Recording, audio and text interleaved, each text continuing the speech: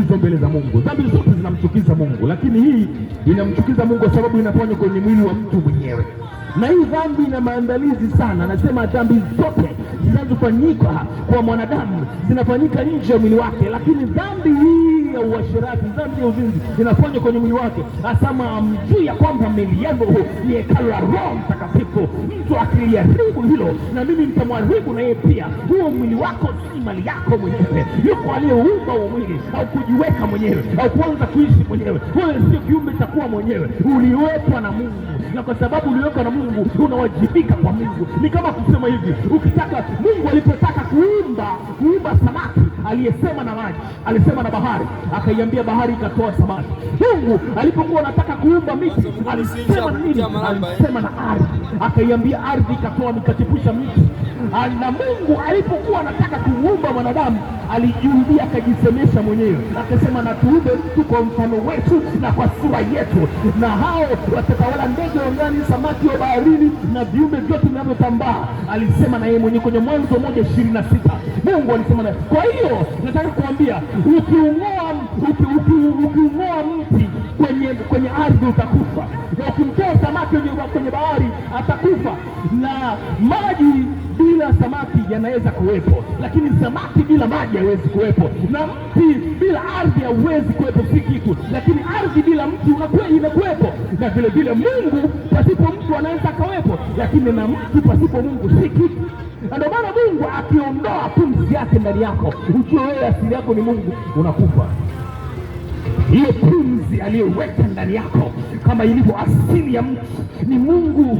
Mungu ndio asili ya mtu, maana alisema na tufanye mtu kwa sura yetu na kwa mfano wetu, wakatawale ndege wa baharini, samaki ndege wa angani, samaki wa baharini na kila kitu ambacho chini ya nchi.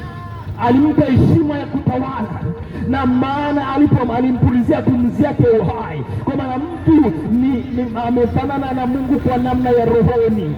Sisi tumefanana na Mungu kwa namna ya rohoni. Mwanadamu ni kiumbe cha rohoni, mwanadamu sio kiumbe cha mwilini tu kama unaofahamu.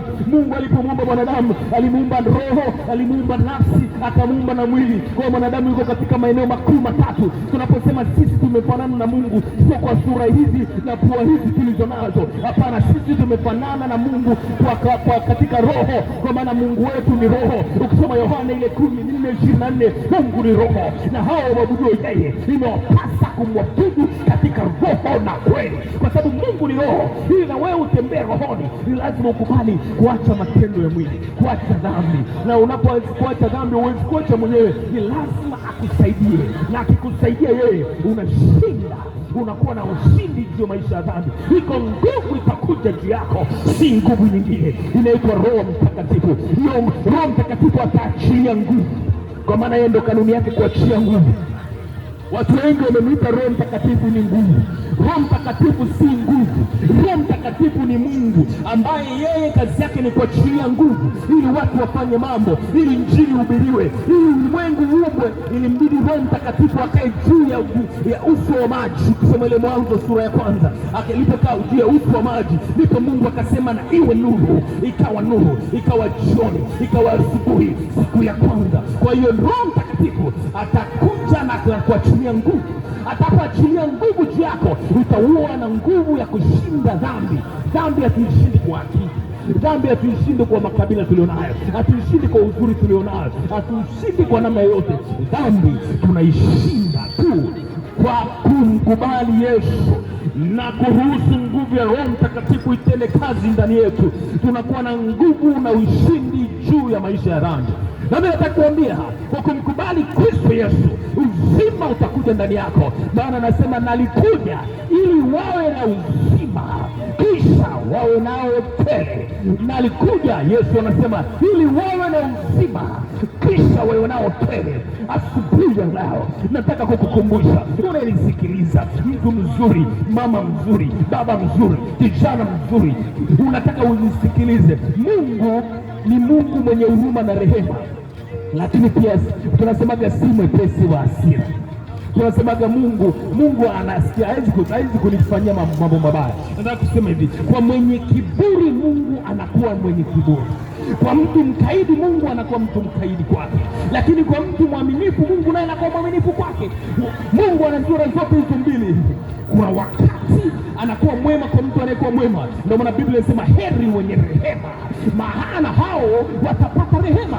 Tena ukisoma vizuri kwenye kitabu kile cha Mithali 8:17 anasema na wapenda wale wanipendao na wale wanitafutao kwa bidii wataniona. Kwa hiyo watu wasiokuwa na muda na Mungu, watu ambao ni wakorofi, Mungu anahukumu dhambi, na anapohukumu dhambi akukomeshi wewe mwenye dhambi, anaikomesha dhambi. Lakini kwa sababu wewe ndio umeibeba hiyo dhambi iko ndani yako, na wewe unapata adhabu ya Mungu, kwa maana Mungu na dhambi havielewani. Mungu ni mtakatifu na dhambi na Mungu ni vitu vili tofauti. Kwa hiyo ili kushinda lazima ukubali mpango wa Mungu. Jina lake unaitwa toba. Na ukisoma vizuri kwenye kitabu cha Petro wa pili sura ya 3 na mstari wa 9 anasema Mungu akawii kuitimiza ahadi yake kama wengine wanavyokudhani, bali kuvumilia kwenu hapendi hata mtu mmoja apotee, bali wote waifikie toba. Maana toba ndio mpango wa Mungu wa kumrudisha mwanadamu kutoka mautini na kurudi uzimani. Unapompokea Kristo unatolewa kutoka kwenye mauti, unarudishwa uzimani.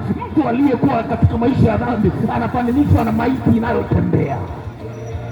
Efeso sura ya 2 na ule mstari wa 1 anasema ninyi mlikuwa wafu kwa sababu ya dhambi na makosa yenu. Ninyi mlikuwa wafu kwa sababu ya dhambi. Kwa hiyo dhambi na makosa vinasababisha mwanadamu kwa namna ya rohoni anakuwa ni mfu. Kumbuka nilikuambia kinachomfanya mtu awe mtu ni Mungu, kwa sababu Mungu alimuumba mtu kwa mfano na kwa sura yake. Kwa hiyo kinachofanya mti uwe mti ni ardhi ambayo ilisemeshwa na Mungu ikafanya mti uwepo. Kinachofanya samaki awepo ni maji yaliyosemeshwa yakasababisha samaki akawepo. Kwa hiyo maji bila samaki yanaweza kuwepo, lakini samaki bila maji hawezi kuwepo. Na vile vile mwanadamu pasipo Mungu si kitu, lakini Mungu pasipo mwanadamu, Mungu anakuwepo. Sasa Mungu anakutaka wewe umrudie, ufanye mahusiano mazuri na yeye. Njia aliyeweka inaitwa toba. Kwa nini unakuwa na kiburi? Kwa nini unaendelea kung'ang'ania dhambi? Hamna mtu anayepata faida kuwa katika maisha ya dhambi, kwa maana mshahara wa dhambi, sikilizeni, ni mauti, bali karama ya Mungu ni uzima milele.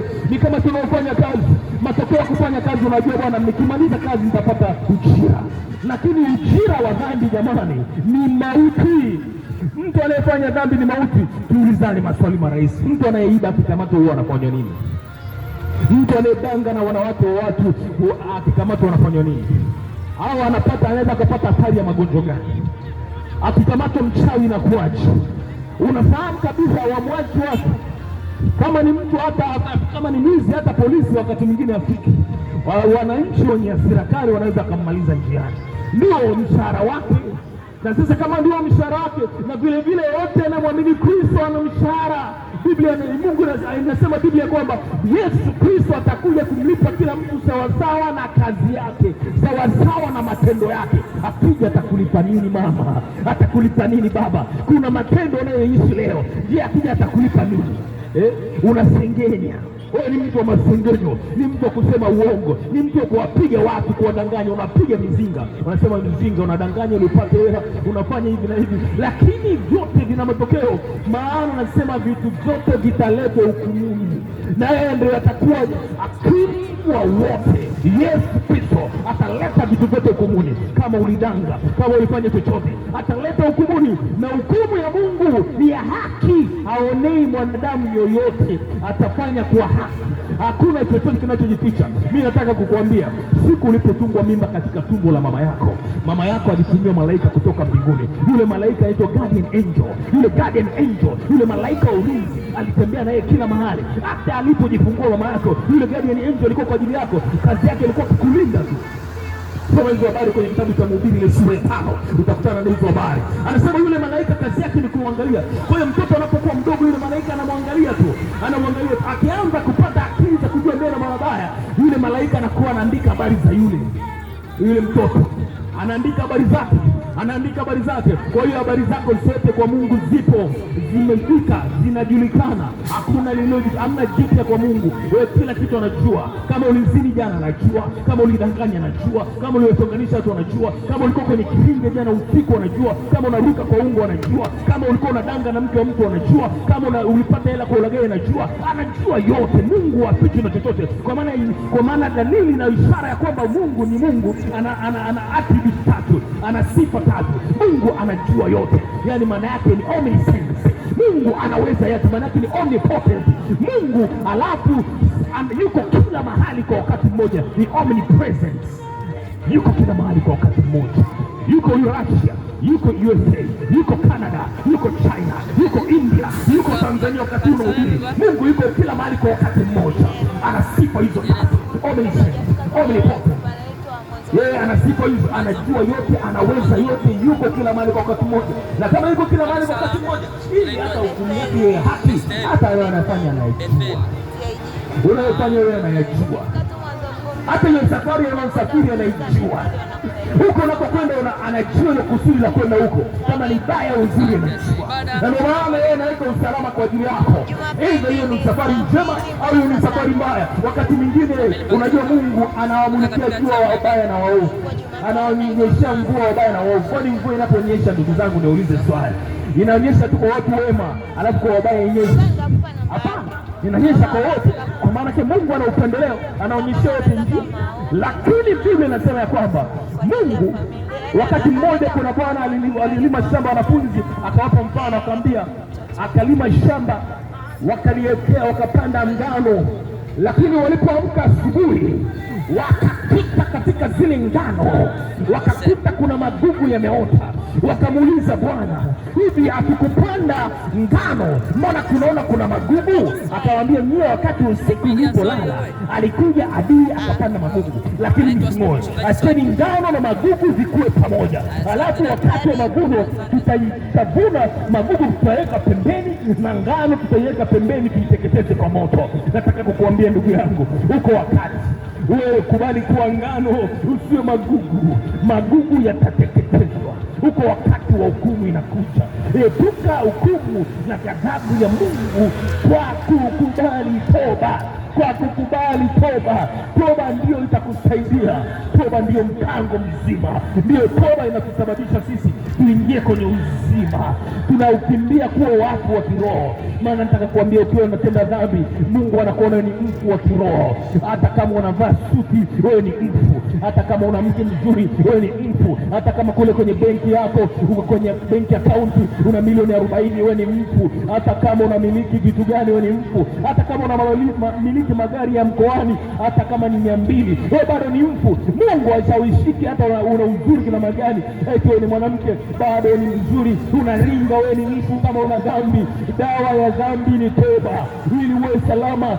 Tubu na wache dhambi zako, acha njia yako mbaya, chagua njia sawa. Biblia inasema katika kitabu kile cha Mithali sura ya 16 na mstari 25, iko njia ionekanayo kuwa sawa machoni pa mtu, lakini mwisho wa njia hiyo ni njia ya mauti. Ni njia ya mauti, hiyo njia ni ya mauti, lakini iko njia iliyo sawa sawa. Ninaposoma vizuri kwenye Biblia katika kile kitabu cha Yohana ile sura ya 14 na mstari wa 6, anasema, Yesu anasema, mimi ndimi njia na kweli na uzima, na mtu yeyote haji kwa Baba yangu bila kupitia njia mimi. Yesu ndiye njia ya kwenda kwa Mungu. Yesu ndiye njia na uzima. Yesu ndiye njia na uzima. Hata alipoenda kwa Lazaro akiwa amelala kaburini siku 4, ananuka kabisa, maiti inanuka, ndipo akawaambia, nitoeni jiwe. Alipowaambia toeni jiwe, akaita, akaomba mbinguni, akaita kwa sauti kubwa, Lazaro, toka nje. Na Lazaro aliposikia sauti ya Bwana wa mabwana, akawaambia, Martha alikuwa amini kwamba kaka yake atafufuka tena. Akamwambia Bwana, akamwambia Martha, kaka yako atakuwa hai. Akasema, ni kweli, siku ile ya mwisho najua atafufuka. Akamwambia, hapana Martha, sikiliza, mimi ndio ufufuo na uzima. Na Yesu akaita kwa sauti kuu, Lazaro, toka nje. Lazaro akatoka nje akiwa amefungwa sanda. Nataka kukuambia katika siku ya leo, mimi ni sauti inayokuambia toka kwenye dhambi, njoo kwa Yesu. Toka dhambini, njoo kwa Yesu. Toka katika hiyo mauti.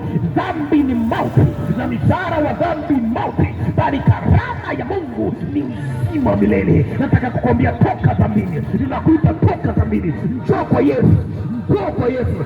Sina mambo mengi, njoo kwa Yesu. Sina habari ya mafuta, njoo kwa Yesu. Sina habari ya chumvi, njoo kwa Yesu. Sina habari ya mambo mengi, nakwambia njoo kwa Yesu. Wala sina habari ya kukwambia nahitaji sadaka yako ili Mungu akufanikisha. Hapana, hilo ni jambo la wewe kuelewa. Kama unataka kufanikiwa, umtolee Mungu. Lakini mimi jambo langu kubwa ni wewe ugeuke. Acha dhambi, acha maisha ya dhambi kwa kuja kwa Yesu. Hauwezi kushinda dhambi wewe mwenyewe. Wewe mkubali Kristo, atakupa nguvu ya kushinda dhambi. Amen. Leo ni siku yako, nami nataka kwenda kufanya maombi na wewe ili ukimbie kuwa mtu wa kiroho. Umekuwa mtu wa kiroho, umetembea hadi unatoa majina mengi. Unaitwa mdangaji, wewe mlevi, unaitwa anayefunga baa bila huyo kuwepo baa hapa ifungwe. Sasa hayo majina yaondoke. Leo utoe jina jipya, utoe jina la utakatifu, utoe jina la watu wa Mungu. Haina sifa nzuri unavyoitwa hivyo. Nataka tukaombe na mimi maombi haya, yanaitwa maombi ya toba. Maombi ya toba, ukiomba leo unatoka dhambini, unaingia uzimani. Leo fanya maombi haya ya toba, utoke mautini, uingie uzimani. Popote pale ulipo, sema na mimi sala hii. Sema